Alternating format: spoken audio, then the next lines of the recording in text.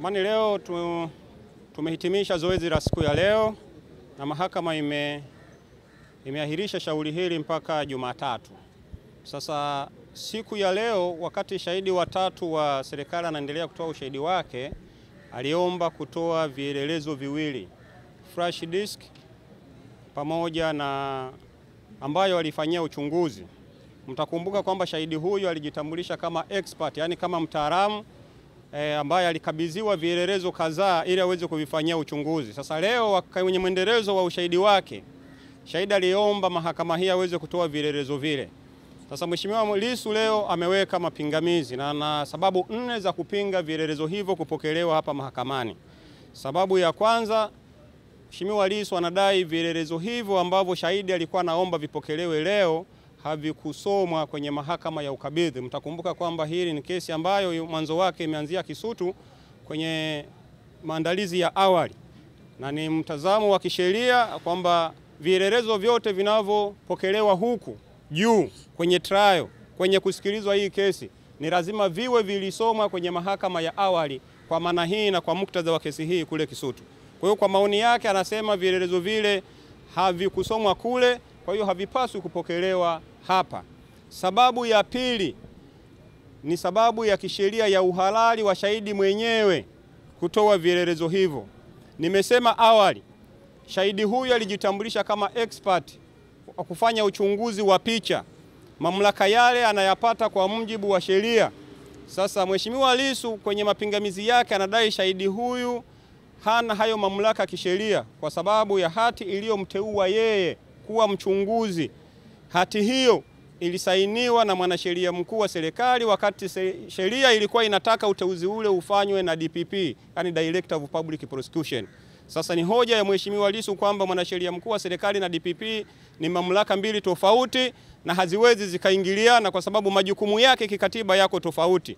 Na hoja ya mwisho ya Mheshimiwa Lissu kwa nini kielelezo hicho kisipokelewe ni kitu kinaitwa mnyororo au kwa Kiingereza tunasema chain of custody.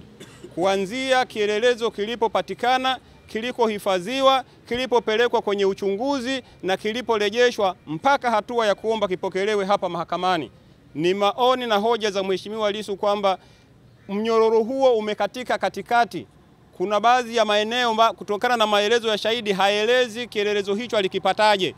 Maelezo ya awali yalionyesha kielelezo kilipatikana Dodoma, kikaletwa Dar es Salaam, kikahifadhiwa na mtunza vielelezo, halafu kikaenda kwa mtu anayekifanyia uchunguzi, na baada ya hapo mtu aliyekifanyia uchunguzi alisema alikirejesha ofisi za makao makuu Dar es Salaam. Haieleweki amekipataje leo mpaka kiko mikononi mwake. Ni maelezo ambayo yalikuwa yanakosekana.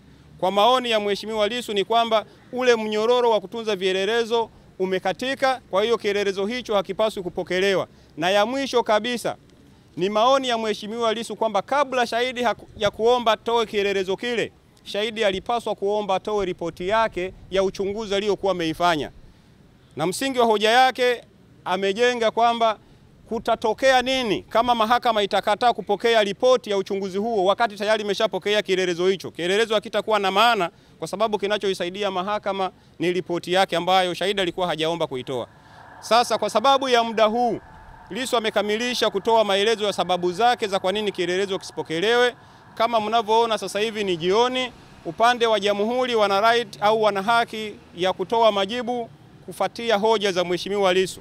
Kwa hiyo mahakama imekubali kwamba shauri hili liahirishwe mpaka Jumatatu, ambapo upande wa jamhuri sasa watakuja kutoa majibu ya sababu hizo za Mheshimiwa Lissu. Halafu baadaye mahakama hii itapata fursa ya kutoa uamuzi mdogo kwa maana ya ruling, kielelezo hicho kipokelewe au kisipokelewe. Kwa hiyo tutakutana Jumatatu hapa kusikiliza majibu ya jamhuri, na baadaye baada ya majibu ya jamhuri Mheshimiwa Lissu tena atakuwa na rejoin, atakuwa na maneno mengine ya kuongezea kwa sababu yeye ndio mwenye hoja, yeye ndio mwenye pingamizi.